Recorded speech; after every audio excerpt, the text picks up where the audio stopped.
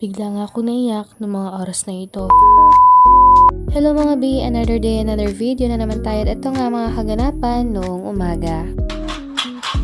Ber, say hi to the camera. Hello. And you eat your food, ha? No. Kainit. Excuse me, Mimi. Kuya Alper. Oo, ano kasi pangalan? Si Junior. Si Junior. Yun, bigla ko nga naalala yung pinsan ni Iper kasi ang tawag kay Iper ay Iper imbis na Iper. Wala lang. So, ayun na nga. So, kada umaga nga ako na ang nagsusubo kay Iper. Alam naman ko man ni Kuya Iper mag-isa kaso nga lang mas gusto kong sinusubuan para mas mabilis Kaya wag tayong judgmental. Gusto ko lang naman mapabilis sa mga gawain, no? So, ayun na nga. Kagabi nga nakaligo na nga si Kuya Iper bago matulog. Kaya naman ito, nung umaga hindi na nga siya naligo. Ang ginawa na lang namin ay pinakain ko nga siya, nagbihis, nag-toothbrush, at saka nag-CR na rin para hindi na siya magpupo sa school ba. So, yun na nga, everyday ganito nga ang routine namin dahil pares nga kaming may pasok. At si Kuya Janjan nga, abay masarap pa ang tulog, ayaw gumising ba. At kung sa akala nyo madaling pagsabayan ang pagiging nanay at pagiging estudyante, abay hindi, abay napakahirap. Pero anyways, ang pagiging single mom naman ay hindi palaging mahirap. Mas marami pa rin yung time na matutuwa ka, natatawa ka na lang kasi ang hirap nga, tapos bigla ka na lang sasay. Alam yun, mixed emotions. Kung hindi mo nga naintindihan yung sinabi ko, abay intindihin mo na lang, ang hirap ba mag-explain. So habang pinapakain ko sa Iper, at nagpiprito nga ako ng ulam niya. So ayan, fast forward nga tayo. So si Kuya Iper nga natin, naka-CR na, naka-brush, nakahugas na ng mukha and all. Kaya naman ito, pinapalitan ko na nga siya ng damit.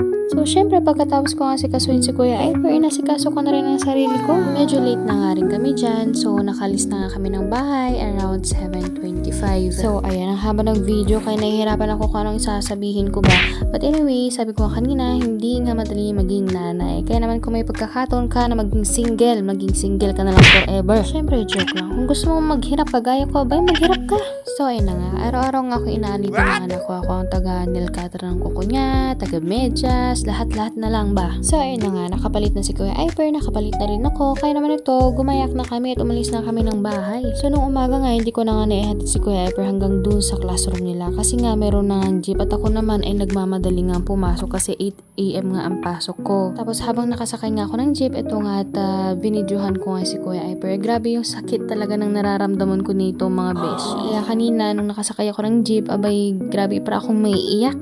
Pero syempre sabi ko na lang sa sarili ko na kailangan niya ring pumasok mag-isa para na rin, di ba, masanay siya. Kaya naman everyday ko na lang din na pinapanalangin sa Diyos na sana gabayan sila everyday, everything na gagawin nila. Alam mo yun, kahit na walang father figure, basta pinagdarasal ko na lang sila palagi. Ito nga natatawa ako kasi pagtingin ko dun sa documentation namin, abay puro mukha ko ang nandoon sa picture. So yun na nga, pagdating ko sa classroom, hindi pala sa classroom, sa faculty, purong-puno nga ng estudyante kasi nga nagtatanong nga rin sila kung ano yung mga gagawin nila ngayong araw ba. So ayan, dahil wala ang hospital duty, ang ginawa namin ay naglinis nga dito sa faculty. Fast forward na nga, since wala na nga gagawin sa faculty, nalinis na mga dapat malinis, eto na at kumain kami. Syempre, fast forward na naman tayo. So pumunta nga kami ng main para nga mag-enroll. So kasama ko nga si Kat, si Rowena, si Calista, tsaka si Tia. So ayun na nga, noong mga oras nga na iyan ay nagsusulat na nga kami ng subjects na kukunin namin sa susunod na SEM. At dahil nga naabutan kami ng cut-off, nag-lunch nga muna yung mga nasa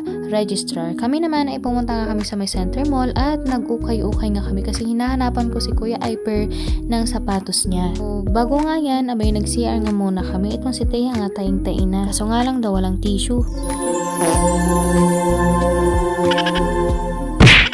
Sa pagkikot-ikot nga namin sa may center mall, sa may ukay-ukayin, abay ito nga nakahanap ako ng sapatos ni Iper. Tag 180 nga lang daw yan. Bakit may daw? Siyempre tag 180 lang yan. Bago kami bumalik sa school, itong ang dalawa ay nagugutom ulit. Abay walang katapusan ng kagutuman.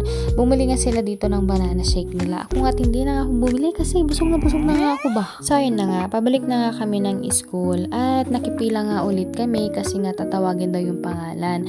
However, eto na nga, hindi nga ako pinayagang mag-enroll kasi may balance pa daw ako. So dati nga, pinapayagan nilang mag-enroll kahit nga may balance pa. Ewan ko ba bakit ngayon ayaw nila? Eh di ba nga last time may nakuha akong 10k sa DSWD. Binayad ko naman kaso nga lang ang laki pa rin ng balance ko. Kaya yan, wala na nga ako nagawa. Bumalik na nga kami dito dahil meron pa daw ipapalinis. At itong si Thea nga nagsusulat nga ulit. And that's all for today. Bye!